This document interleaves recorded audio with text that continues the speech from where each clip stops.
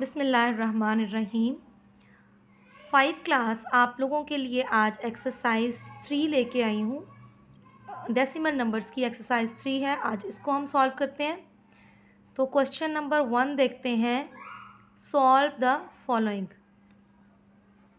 ये जो decimal numbers हैं जिनमें 1, 0, 100, 110 या 1000 इनसे मल्टीप्लाई हो रहे हैं, ये जो नंबर्स, इनको सॉल्व करना बहुत इजी है। इसमें आप पीछे देखिए, यहाँ पे मेथड दिया हुआ है।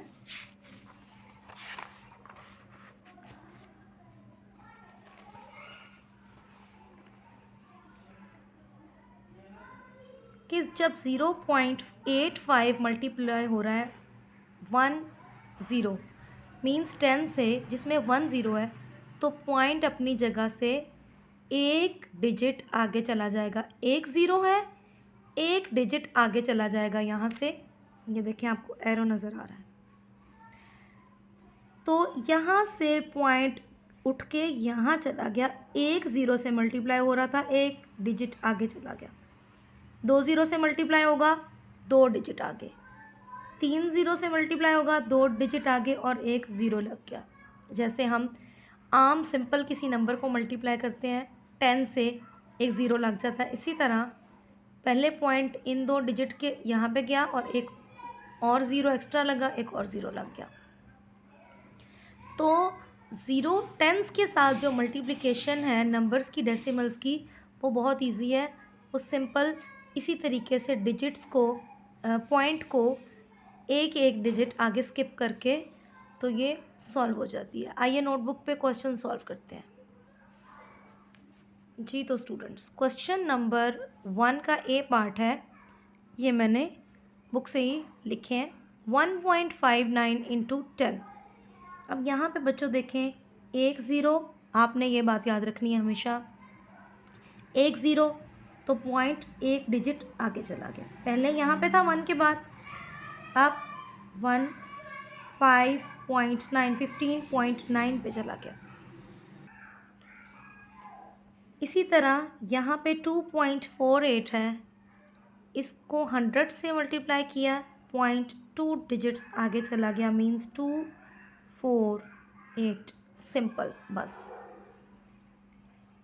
4.37, अब पॉइंट कहाँ जाएगा?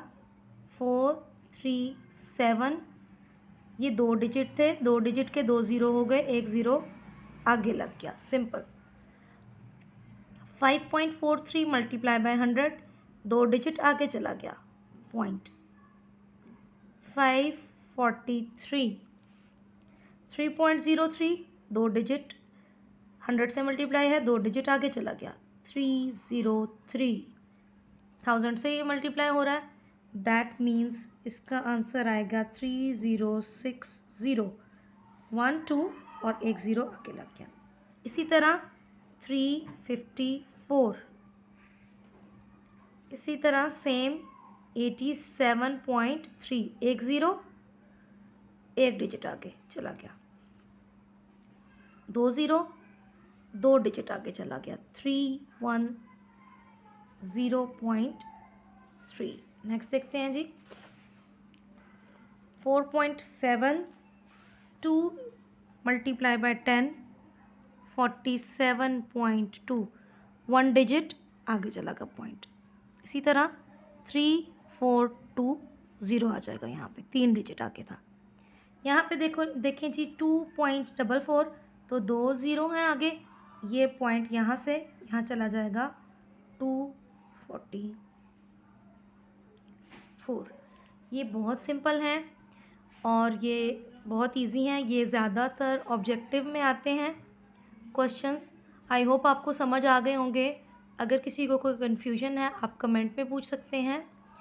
और मेरी वीडियो को सब्सक्राइब करें और लाइक करें और आगे फ्रेंड्स में शेयर करें, ताकि जिसको भी कोई कन्फ्यूजन है मैथ्स में वो दूर हो सके।